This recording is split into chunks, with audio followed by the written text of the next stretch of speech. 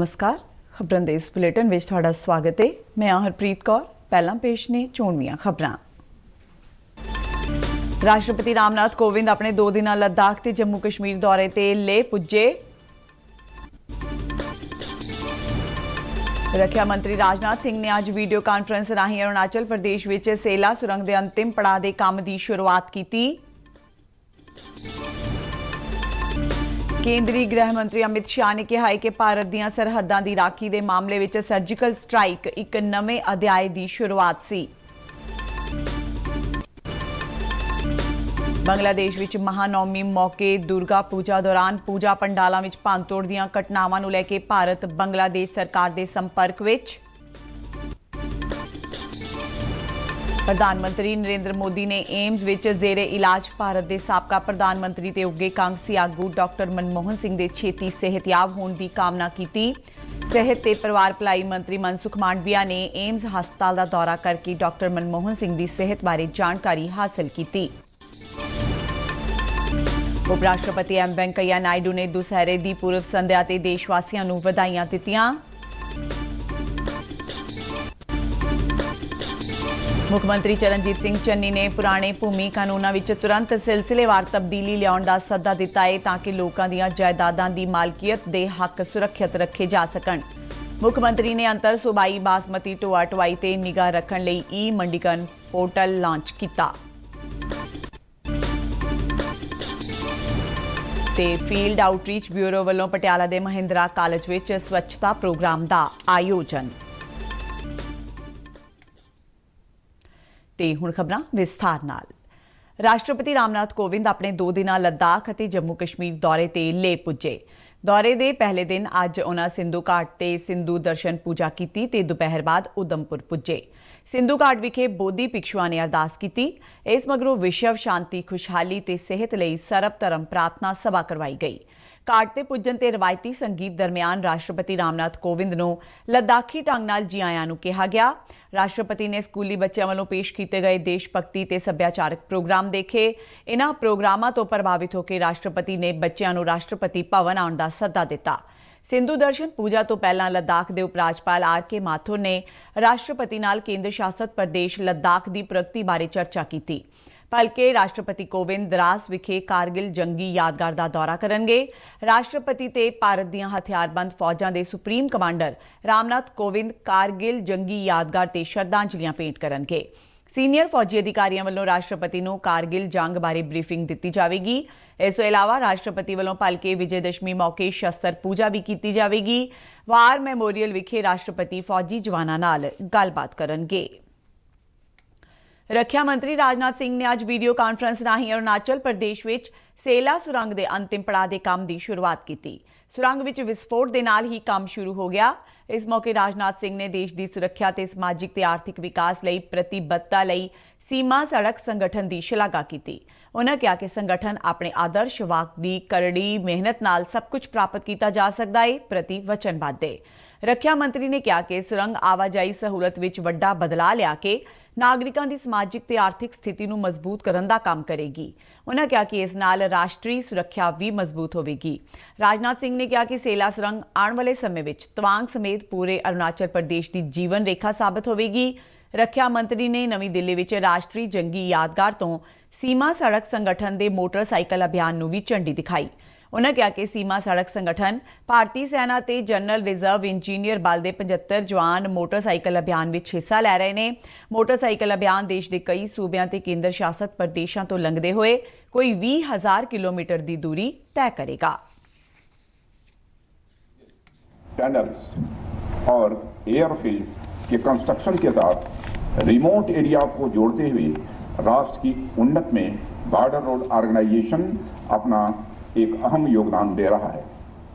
जैसा कि हम सभी ने अभी वीडियो में भी देखा, बॉर्डर एरिया के कठिन और संकटग्रस्त इलाकों में जहां आमतौर पर लोग जाने से भी कतराते हैं, वहां पर बीआरओ के जवान सर्दी, गर्मी, बरसात और बर्फबारी को झेलते हुए मिलिट्री और सिविल पर्पज से रोड्स और ब्रिजेस का निर्माण करते हैं। ਕੇਂਦਰੀ ਗ੍ਰਹਿ ਮੰਤਰੀ ਅਮਿਤ ਸ਼ਾਹ ਨੇ ਕਿਹਾ ਹੈ ਕਿ ਭਾਰਤ ਦੀਆਂ ਸਰਹੱਦਾਂ ਦੀ ਰਾਖੀ ਦੇ ਮਾਮਲੇ ਵਿੱਚ ਸਰਜੀਕਲ ਸਟ੍ਰਾਈਕ ਇੱਕ ਨਵੇਂ ਅਧਿਆਇ ਦੀ ਸ਼ੁਰੂਆਤ ਸੀ, ਕਿਉਂਕਿ ਇਸ ਨਾਲ ਇੱਕ ਸਪਸ਼ਟ ਸੰਦੇਸ਼ ਗਿਆ ਕਿ ਕੋਈ ਵੀ ਭਾਰਤ ਦੀਆਂ ਸੀਮਾਵਾਂ ਤੇ ਗੜਬੜੀ ਨਹੀਂ ਕਰ ਸਕਦਾ। ਗੋਆ ਵਿੱਚ ਨੈਸ਼ਨਲ ਫੋਰੈਂਸਿਕ ਸਾਇੰਸਿਜ਼ ਯੂਨੀਵਰਸਿਟੀ ਦਾ ਨੀਂਹ ਪੱਥਰ ਰੱਖਣ ਮੌਕੇ ਆਪਣੇ ਸੰਬੋਧਨ ਵਿੱਚ ਅਮਿਤ ਸ਼ਾਹ ਨੇ ਪਾਕਿਸਤਾਨ ਨੂੰ ਚੇਤਾਵਨੀ ਦਿੰਦਿਆਂ ਕਿਹਾ ਕਿ ਇੱਕ ਸਮਾਂ ਸੀ ਜਦ ਭਾਰਤੀ ਸਰਹੱਦਾਂ ਤੇ ਹਮਲਾ ਹੋਣ ਤੇ ਗੱਲਬਾਤ ਕੀਤੀ ਜਾਂਦੀ ਸੀ, ਪਰ ਹੁਣ ਭਾਰਤ ਅੱਤਵਾਦੀ ਹਮਲਿਆਂ ਦਾ ਮੂੰਹ ਤੋੜਵਾਂ ਜਵਾਬ ਦੇ ਰਿਹਾ ਹੈ। 2016 ਵਿੱਚ ਭਾਰਤ ਵੱਲੋਂ ਕੀਤੀ ਗਈ ਸਰਜੀਕਲ ਸਟ੍ਰਾਈਕ ਨੂੰ ਯਾਦ ਕਰਦਿਆਂ ਗ੍ਰਹਿ ਮੰਤਰੀ ਨੇ ਕਿਹਾ ਕਿ ਪ੍ਰਧਾਨ ਮੰਤਰੀ ਨਰਿੰਦਰ ਮੋਦੀ ਤੇ ਰੱਖਿਆ ਮੰਤਰੀ ਮਨੋਹਰ ਪਾਰੀਕਰ ਦੀ ਅਗਵਾਈ ਵਿੱਚ ਸਰਜੀਕਲ ਸਟ੍ਰਾਈਕ ਇੱਕ ਮਹੱਤਵਪੂਰਨ ਕਦਮ ਸੀ। कई सालों से हमारी सीमाओं को लांघकर आक्रांता यहाँ आते थे, अलग अलग प्रकार की घटनाएं करते थे, उग्रवाद फैलाते थे और दिल्ली के दरबार से एक निवेदन के अलावे कुछ नहीं। मगर जब पुंछ में हमला हुआ और हमारे जवान मारे गए, कश्मीर की सीमा पर हमला हुआ और हमारे जवान मारे गए, जिंदा जला दिया। ਅੱਜ ਮਹਾਨੌਮੀ ਮੌਕੇ ਬੰਗਲਾਦੇਸ਼ ਵਿੱਚ ਦੁਰਗਾ ਪੂਜਾ ਦੌਰਾਨ ਪੂਜਾ ਪੰਡਾਲਾਂ ਵਿੱਚ ਭੰਨਤੋੜ ਤੇ ਮੂਰਤੀਆਂ ਖੰਡਿਤ ਕਰਨ ਦੀਆਂ ਘਟਨਾਵਾਂ ਦੀ ਭਾਰਤ ਵੱਲੋਂ ਨਿੰਦਾ ਕੀਤੀ ਗਈ ਹੈ। ਵਿਦੇਸ਼ ਮੰਤਰਾਲਾ ਦੇ ਬੁਲਾਰੇ ਅਰਿੰਦਮ ਬਾਗਚੀ ਨੇ ਨਵੀਂ ਦਿੱਲੀ ਵਿੱਚ ਇੱਕ ਪ੍ਰੈਸ ਕਾਨਫਰੰਸ ਦੌਰਾਨ ਕਿਹਾ ਕਿ ਭਾਰਤ ਬੰਗਲਾਦੇਸ਼ ਸਰਕਾਰ ਦੇ ਸੰਪਰਕ ਵਿੱਚ ਹੈ ਤੇ ਉੱਥੋਂ ਦੀ ਸਰਕਾਰ ਨੇ ਇਸ ਮਾਮਲੇ ਵਿੱਚ ਕਈ ਕਦਮ ਚੁੱਕੇ ਨੇ। ਭਾਰਤ ਤੇ ਚੀਨ ਵਿਚਾਲੇ LOC ਤੇ ਵਿਵਾਦ ਅਤੇ ਸੈਨਾ ਦੀ ਵਾਪਸੀ ਲਈ ਦੋਵੇਂ ਮੁਲਕਾਂ ਦੀਆਂ ਫੌਜਾਂ ਵਿਚਾਲੇ ਹੋਈ ਕਮਾਂਡਰ ਪੱਧਰੀ ਮੀਟਿੰਗ ਬਾਰੇ ਪੁੱਛੇ ਗਏ ਇੱਕ ਸਵਾਲ ਵਿੱਚ ਅਰਿੰਦਮ ਬਾਗਚੀ ਨੇ ਕਿਹਾ ਕਿ ਚੀਨ ਗੱਲਬਾਤ ਜਾਰੀ ਰੱਖਣ ਤੇ ਸਹਿਮਤ ਹੋ ਗਿਆ ਹੈ। ਉਹਨਾਂ ਕਿਹਾ ਕਿ ਬਾਕੀ ਰਹਿੰਦੇ ਖੇਤਰਾਂ ਵਿੱਚੋਂ ਸੈਨਿਕਾਂ ਦੀ ਵਾਪਸੀ ਤੇ ਗੱਲਬਾਤ ਜਾਰੀ ਰਹੇਗੀ। We have also seen some, as you said, disturbing reports of untoward incidents involving attacks on religious gatherings in Bangladesh. We note that the government of Bangladesh has reacted promptly to ensure control of the situation, including through the deployment of law enforcement machinery. We also understand that the ongoing festive celebrations of Durga Puja, which you alluded to, continue in Bangladesh with the support of the government of Bangladesh. ਪ੍ਰਧਾਨ ਮੰਤਰੀ ਨਰਿੰਦਰ ਮੋਦੀ ਨੇ AIIMS ਵਿੱਚ ਜ਼ੇਰੇ ਇਲਾਜ ਭਾਰਤ ਦੇ ਸਾਬਕਾ ਪ੍ਰਧਾਨ ਮੰਤਰੀ ਤੇ ਉੱਘੇ ਕਾਂਗਰਸੀ ਆਗੂ ਡਾਕਟਰ ਮਨਮੋਹਨ ਸਿੰਘ ਦੇ ਛੇਤੀ ਸਿਹਤਯਾਬ ਹੋਣ ਦੀ ਕਾਮਨਾ ਕੀਤੀ ਹੈ। ਆਪਣੇ ਟਵੀਟ ਵਿੱਚ ਪ੍ਰਧਾਨ ਮੰਤਰੀ ਨੇ ਕਿਹਾ ਕਿ ਉਹ ਡਾਕਟਰ ਮਨਮੋਹਨ ਸਿੰਘ ਦੀ ਚੰਗੀ ਸਿਹਤ ਤੇ ਜਲਦ ਸਿਹਤਯਾਬ ਹੋਣ ਦੀ ਕਾਮਨਾ ਕਰਦੇ ਨੇ। ਸਿਹਤ ਤੇ ਪਰਿਵਾਰ ਭਲਾਈ ਮੰਤਰੀ ਮਨਸੁਖ ਮਾਂਡਵੀਆ ਨੇ ਏਮਜ਼ ਹਸਪਤਾਲ ਦਾ ਦੌਰਾ ਕਰਕੇ ਡਾਕਟਰ ਮਨਮੋਹਨ ਸਿੰਘ ਦੀ ਸਿਹਤ ਬਾਰੇ ਜਾਣਕਾਰੀ ਹਾਸਲ ਕੀਤੀ। ਬਾਅਦ ਵਿੱਚ ਆਪਣੇ ਟਵੀਟ ਵਿੱਚ ਉਹਨਾਂ ਕਿਹਾ ਕਿ ਉਹ ਉਹਨਾਂ ਦੇ ਛੇਤੀ ਸਿਹਤਯਾਬ ਹੋਣ ਦੀ ਕਾਮਨਾ ਕਰਦੇ ਨੇ।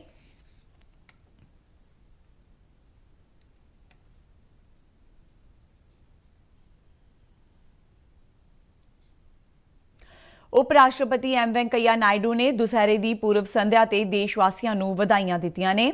ਆਪਣੇ ਟਵੀਟ ਵਿੱਚ ਉਹਨਾਂ ਕਿਹਾ ਕਿ ਦੇਸ਼ ਭਰ ਵਿੱਚ ਰਵਾਇਤੀ ਉਤਸ਼ਾਹ ਨਾਲ ਮਨਾਇਆ ਜਾਣ ਵਾਲਾ ਦੁਸਹਿਰੇ ਦਾ ਤਿਉਹਾਰ ਬੁਰਾਈ ਤੇ ਅੱਛਾਈ ਦੀ ਜਿੱਤ ਦਾ ਪ੍ਰਤੀਕ ਹੈ। ਇਹ ਤਿਉਹਾਰ ਸਾਨੂੰ ਭਗਵਾਨ ਸ਼੍ਰੀ ਰਾਮ ਦੇ ਪਵਿੱਤਰ ਸਦਾਚਾਰੀ ਤੇ ਨੇਕ ਜੀਵਨ ਦੀ ਯਾਦ ਦਿਵਾਉਂਦਾ ਹੈ ਤੇ ਉਹਨਾਂ ਵੱਲੋਂ ਦਿਖਾਏ ਗਏ ਨੇਕੀ ਦੇ ਮਾਰਗ ਨੂੰ ਅਪਣਾਉਣ ਹਿੱਤ ਸਾਡਾ ਮਾਰਗਦਰਸ਼ਨ ਕਰਦਾ ਹੈ। ਸ਼੍ਰੀ ਨਾਇਡੂ ਨੇ ਅੱਗੇ ਲਿਖਿਆ ਕਿ ਦੁਸਹਿਰਾ ਸਾਨੂੰ ਯਾਦ ਦਿਵਾਉਣ ਦਾ ਮੌਕਾ ਹੈ ਕਿ ਸਾਨੂੰ ਲਗਾਤਾਰ ਰਾਖਸ਼ੀ ਸ਼ਕਤੀਆਂ ਦਾ ਦਮਨ ਕਰਨ ਤੇ ਅੱਛਾਈ ਤੇ ਸਦਭਾਵ ਨੂੰ ਵਧਾਉਣ ਦੀ ਜ਼ਰੂਰਤ ਹੈ। ਉਹਨਾਂ ਕਿਹਾ ਕਿ ਉਹ ਕਾਮਨਾ ਕਰਦੇ ਨੇ ਕਿ ਦੁਸਹਿਰੇ ਦਾ ਤਿਉਹਾਰ ਦੇਸ਼ ਵਿੱਚ ਸ਼ਾਂਤੀ, ਇਕਸੁਰਤਾ ਤੇ ਸਮਰਿੱਧੀ ਲੈ ਕੇ ਆਵੇ। ਪੰਜਾਬ ਦੇ ਮੁੱਖ ਮੰਤਰੀ ਚਰਨਜੀਤ ਸਿੰਘ ਚੰਨੀ ਨੇ ਪੁਰਾਣੇ ਭੂਮੀ ਕਾਨੂੰਨਾਂ ਵਿੱਚ ਤੁਰੰਤ ਸਿਲਸਿਲੇਵਾਰ ਤਬਦੀਲੀ ਲਿਆਉਣ ਦਾ ਸੱਦਾ ਦਿੱਤਾ ਹੈ ਤਾਂ ਕਿ ਲੋਕਾਂ ਦੀਆਂ ਜਾਇਦਾਦਾਂ ਦੀ ਮਾਲਕੀਅਤ ਦੇ ਹੱਕ ਸੁਰੱਖਿਅਤ ਰੱਖੇ ਜਾ ਸਕਣ।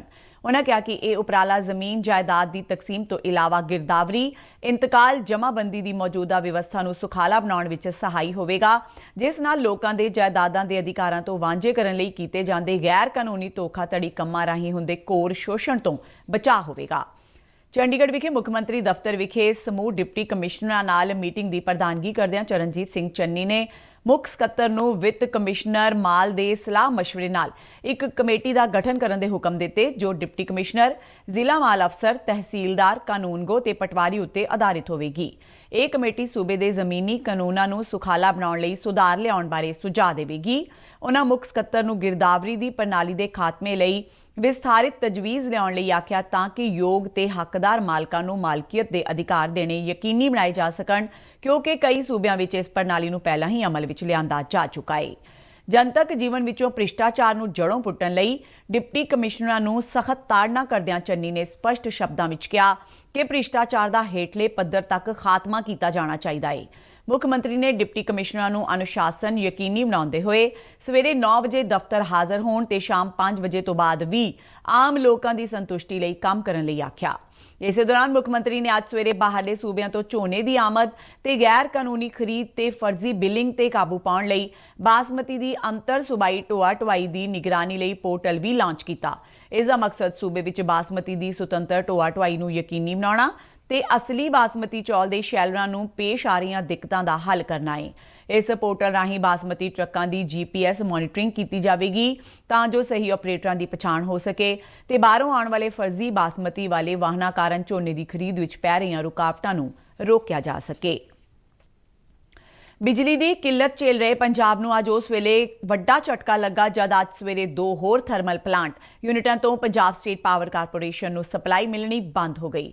ਲਹਿਰਾ ਮੁਹੱਬਤ ਤੇ ਤਲਵੰਡੀ ਸਾਬੋ ਤਾਪ ਬਿਜਲੀ ਘਰ ਦੀਆਂ ਇੱਕ ਯੂਨਿਟਾਂ ਅੱਜ ਟ੍ਰਿਪ ਕਰ ਗਈਆਂ, ਜਿਸ ਤੋਂ ਬਾਅਦ ਪਾਵਰ ਕਾਰਪੋਰੇਸ਼ਨ ਸਾਹਮਣੇ ਬਿਜਲੀ ਦੀ ਕਮੀ ਦਾ ਸੰਕਟ ਇੱਕ ਵਾਰ ਫੇਰ ਖੜਾ ਹੋ ਗਿਆ। ਇੱਕ ਸੀਨੀਅਰ ਅਧਿਕਾਰੀ ਅਨੁਸਾਰ ਇਸ ਸਮੇਂ ਤਲਵੰਡੀ ਸਾਬੋ ਦੀਆਂ 660 ਮੈਗਾਵਾਟ ਸਮਰੱਥਾ ਵਾਲੀਆਂ 2 ਯੂਨਿਟਾਂ ਬੰਦ ਪਈਆਂ ਨੇ। ਲਹਿਰਾ ਮੁਹੱਬਤ ਦੀਆਂ 210 ਤੇ 250 ਮੈਗਾਵਾਟ ਦੀਆਂ ਯੂਨਿਟਾਂ ਤੋਂ ਇਲਾਵਾ ਰੋਪੜ ਸਥਿਤ ਤਾਪ ਬਿਜਲੀ ਘਰ ਦੀ 210 ਮੈਗਾਵਾਟ ਸਮਰੱਥਾ ਵਾਲਾ ਯੂਨਿਟ ਵੀ ਬੰਦ ਪਿਆ ਹੈ। ਅਧਿਕਾਰੀ ਨੇ ਕਿਹਾ ਕਿ ਇਸ ਦੇ ਬਾਵਜੂਦ ਇਸ ਸਮੇਂ ਖੇਤੀ ਵਾਸਤੇ ਬਿਜਲੀ ਦੀ ਖਪਤ ਘੱਟ ਹੈ। ਪੰਜਾਬ ਵਿੱਚ ਬਿਜਲੀ ਦੀ ਸਥਿਤੀ ਕਾਬੂ ਹੇਠ ਹੈ। ਉਨ੍ਹਾਂ ਉਮੀਦ ਜ਼ਾਹਿਰ ਕੀਤੀ ਕਿ ਸੂਬੇ ਵਿੱਚ ਆਉਣ ਵਾਲੇ ਦਿਨਾਂ ਵਿੱਚ ਮੌਸਮ ਵਿੱਚ ਬਦਲਾਅ ਕਾਰਨ ਘਰੇਲੂ ਲੋਡ ਵਿੱਚ ਕਮੀ ਆਵੇਗੀ। ਅੰਬੇਦਕਰ ਮਿਸ਼ਨ ਸੁਸਾਇਟੀ ਪੰਜਾਬ ਵੱਲੋਂ ਅੱਜ ਧੰਮ ਚੱਕਰ ਪਰਿਵਰਤਨ ਦਿਵਸ ਮਨਾਇਆ ਗਿਆ। ਅੱਜ ਦੇ ਦਿਨ ਸੰਵਿਧਾਨ ਨਿਰਮਾਤਾ ਡਾਕਟਰ ਭੀਮ ਰਾਓ ਅੰਬੇਦਕਰ ਨੇ ਮਹਾਰਾਸ਼ਟਰ ਦੇ ਨਾਗਪੁਰ ਵਿਖੇ ਬੁੱਧ ਧਰਮ ਦੀ ਦੀਕਸ਼ਾ ਗ੍ਰਹਿਣ ਕੀਤੀ ਸੀ। ਅੱਜ ਦੇ ਸਮਾਗਮ ਦੌਰਾਨ ਵੱਡੀ ਗਿਣਤੀ ਵਿੱਚ ਲੋਕਾਂ ਨੇ ਸ਼ਿਰਕਤ ਕੀਤੀ ਤੇ ਡਾਕਟਰ BR ਅੰਬੇਦਕਰ ਦੇ ਜੀਵਨ ਫਲਸਫੇ ਤੇ ਚਰਚਾ ਕੀਤੀ। ਸਮਾਗਮ ਵਿੱਚ ਹਰਬੰਸ ਲਾਲ ਵਿਰਦੀ UK ਮੁੱਖ ਮਹਿਮਾਨ ਵਜੋਂ ਸ਼ਾਮਿਲ ਹੋਏ। ਮੁੱਖ ਬੁਲਾਰੇ ਪੰਤੇ ਚੰਦਰ ਕੀਰਤੀ, ਲਾਹੌਰੀ ਰਾਮ ਬਾਲੀ, GC ਕੌਲ, ਜਸਵਿੰਦਰ ਵਰਿਆਣਾ, ਸੁਦੇਸ਼ ਕਲਿਆਣ ਤੇ ਬਲਦੇਵ ਭਾਰਦਵਾਜ ਨੇ ਅੱਜ ਦੇ ਇਤਿਹਾਸਿਕ ਦਿਨ ਦੀ ਮਹਾਨਤਾ ਬਾਰੇ ਚਾਨਣਾ ਪਾਇਆ। ਸੁਸਾਇਟੀ ਦੇ ਪ੍ਰਧਾਨ ਸੋਹਨ ਲਾਲ ਨੇ ਆਏ ਮਹਿਮਾਨਾਂ ਦਾ ਧੰਨਵਾਦ ਕੀਤਾ।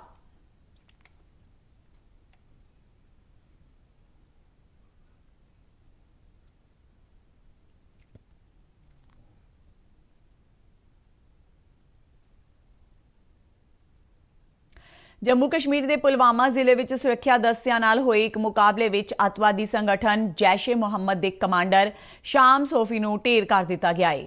ਪੁਲਿਸ ਦੇ ਇੱਕ ਬੁਲਾਰੇ ਨੇ ਇਸ ਬਾਰੇ ਜਾਣਕਾਰੀ ਦਿੰਦਿਆਂ ਦੱਸਿਆ ਕਿ ਸੁਰੱਖਿਆ ਦਸਤਿਆਂ ਨੂੰ ਤਰਾਲ ਦੇ ਤਿਲਵਾਨੀ ਮੁਹੱਲੇ ਵਿੱਚ ਅੱਤਵਾਦੀਆਂ ਦੇ ਲੁਕੇ ਹੋਣ ਦੀ ਖਬਰ ਮਿਲੀ ਸੀ, ਜਿਸ ਮਗਰੋਂ ਇਲਾਕੇ ਦੀ ਘੇਰਾਬੰਦੀ ਕਰਕੇ ਵੱਡੇ ਪੱਧਰ ਤੇ ਤਲਾਸ਼ੀ ਮੁਹਿੰਮ ਚਲਾਈ ਗਈ। ਸੁਰੱਖਿਆ ਟੁਕੜੀ ਜਦੋਂ ਅੱਤਵਾਦੀਆਂ ਦੇ ਲੁਕਣ ਟਿਕਾਣੇ ਵੱਲ ਗਈ ਤਾਂ ਅੱਤਵਾਦੀਆਂ ਨੇ ਆਤਮ ਸਮਰਪਣ ਕਰਨ ਦੀ ਥਾਂ ਤੇ ਗੋਲੀਬਾਰੀ ਸ਼ੁਰੂ ਕਰ ਦਿੱਤੀ। ਜਵਾਬੀ ਕਾਰਵਾਈ ਵਿੱਚ ਜੈਸ਼-ਏ-ਮੁਹੰਮਦ ਦੇ ਕਮਾਂਡਰ ਨੂੰ ਸੁਰੱਖਿਆ ਦਸਤਿਆਂ ਨੇ ਢੇਰ ਕਰ ਦਿੱਤਾ। ਪਿਛਲੇ ਕੁਝ ਦਿਨਾਂ ਦੌਰਾਨ ਸੁਰੱਖਿਆ ਦਸਤਿਆਂ ਨੇ ਕਸ਼ਮੀਰ ਦੇ ਵੱਖ-ਵੱਖ ਇਲਾਕਿਆਂ ਵਿੱਚ ਹੋਏ ਮੁਕਾਬਲਿਆਂ ਦੌਰਾਨ ਜੈਸ਼-ਏ-ਮੁਹੰਮਦ ਦੇ ਕਮਾਂਡਰ ਸਮੇਤ 6 ਅੱਤਵਾਦੀਆਂ ਨੂੰ ਢੇਰ ਕਰਨ ਵਿੱਚ ਸਫਲਤਾ ਹਾਸਲ ਕੀਤੀ ਹੈ। ਖਬਰਾਂ ਦੇ ਬੁਲੇਟਿਨ ਸਾਡੇ ਦਰਸ਼ਕ RNU DDK ਜਲੰਧਰ ਦੇ YouTube ਚੈਨਲ, Facebook ਪੇਜ ਤੇ Twitter ਹੈਂਡਲ ਤੇ ਵੀ ਦੇਖ ਸਕਦੇ ਨੇ। ਤੇ ਬੁਲੇਟਿਨ ਦੇ ਅੰਤ ਵਿੱਚ ਚੋਣਵੀਆਂ ਖਬਰਾਂ ਇੱਕ ਵਾਰ ਫਿਰ ਤੋਂ। ਰਾਸ਼ਟਰਪਤੀ ਰਾਮਨਾਥ ਕੋਵਿੰਦ ਆਪਣੇ 2 ਦਿਨਾਂ ਲੱਦਾਖ ਤੇ ਜੰਮੂ ਕਸ਼ਮੀਰ ਦੌਰੇ ਤੇ ਲੇਹ ਪੁੱਜੇ। ਰੱਖਿਆ ਮੰਤਰੀ ਰਾਜਨਾਥ ਸਿੰਘ ਨੇ ਅੱਜ ਵੀਡੀਓ ਕਾਨਫਰੰਸ ਰਾਹੀਂ ਅਰੁਣਾਚਲ ਪ੍ਰਦੇਸ਼ ਵਿੱਚ ਸੇਲਾ ਸੁਰੰਗ ਦੇ ਅੰਤਿਮ ਪੜਾਅ ਦੇ ਕੰਮ ਦੀ ਸ਼ੁਰੂਆਤ ਕੀਤੀ। ਕੇਂਦਰੀ ਗ੍ਰਹਿ ਮੰਤਰੀ ਅਮਿਤ ਸ਼ਾਹ ਨੇ ਕਿਹਾ ਹੈ ਕਿ ਭਾਰਤ ਦੀਆਂ ਸਰਹੱਦਾਂ ਦੀ ਰਾਖੀ ਦੇ ਮਾਮਲੇ ਵਿੱਚ ਸਰਜੀਕਲ ਸਟ੍ਰਾਈਕ ਇੱਕ ਨਵੇਂ ਅਧਿਆਇ ਦੀ ਸ਼ੁਰੂਆਤ ਸੀ। ਬੰਗਲਾਦੇਸ਼ ਵਿੱਚ ਮਹਾਨੌਮੀ ਮੌਕੇ ਦੁਰਗਾ ਪੂਜਾ ਦੌਰਾਨ ਪੂਜਾ ਪੰਡਾਲਾਂ ਵਿੱਚ ਭੰਨਤੋੜ ਦੀਆਂ ਘਟਨਾਵਾਂ ਨੂੰ ਲੈ ਕੇ ਭਾਰਤ ਬੰਗਲਾਦੇਸ਼ ਸਰਕਾਰ ਦੇ ਸੰਪਰਕ ਵਿੱਚ। ਪ੍ਰਧਾਨ ਮੰਤਰੀ ਨਰਿੰਦਰ ਮੋਦੀ ਨੇ ਏਮਜ਼ ਵਿੱਚ ਜ਼ੇਰੇ ਇਲਾਜ ਭਾਰਤ ਦੇ ਸਾਬਕਾ ਪ੍ਰਧਾਨ ਮੰਤਰੀ ਤੇ ਉੱਘੇ ਕਾਂਗਰਸੀ ਆਗੂ ਡਾਕਟਰ ਮਨਮੋਹਨ ਸਿੰਘ ਦੇ ਛੇਤੀ ਸਿਹਤਯਾਬ ਹੋਣ ਦੀ ਕਾਮਨਾ ਕੀਤੀ। ਸਿਹਤ ਤੇ ਪਰਿਵਾਰ ਭਲਾਈ ਮੰਤਰੀ ਮਨਸੁਖ ਮਾਂਡਵੀਆ ਨੇ ਏਮਜ਼ ਹਸਪਤਾਲ ਦਾ ਦੌਰਾ ਕਰਕੇ ਡਾਕਟਰ ਮਨਮੋਹਨ ਸਿੰਘ ਦੀ ਸਿਹਤ ਬਾਰੇ ਜਾਣਕਾਰੀ ਹਾਸਲ ਕੀਤੀ। ਉਪ ਰਾਸ਼ਟਰਪਤੀ M ਵੈਂਕਈਆ ਨਾਇਡੂ ਨੇ ਦੁਸਹਿਰੇ ਦੀ ਪੂਰਵ ਸੰਧਿਆ ਤੇ ਦੇਸ਼ ਵਾਸੀਆਂ ਨੂੰ ਵਧਾਈਆਂ ਦਿੱਤੀਆਂ।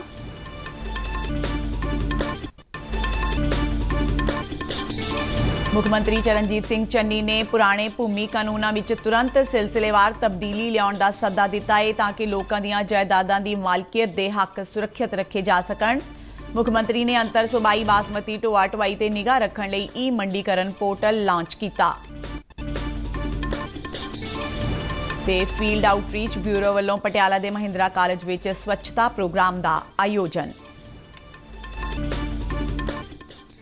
ਤੇ ਇਸ ਦੇ ਨਾਲ ਹੀ ਖਬਰਾਂ ਦਾ ਇਹ ਬੁਲੇਟਿਨ ਖਤਮ ਹੁੰਦਾ ਹੈ। ਆਗਿਆ ਦਿਓ, ਨਮਸਕਾਰ।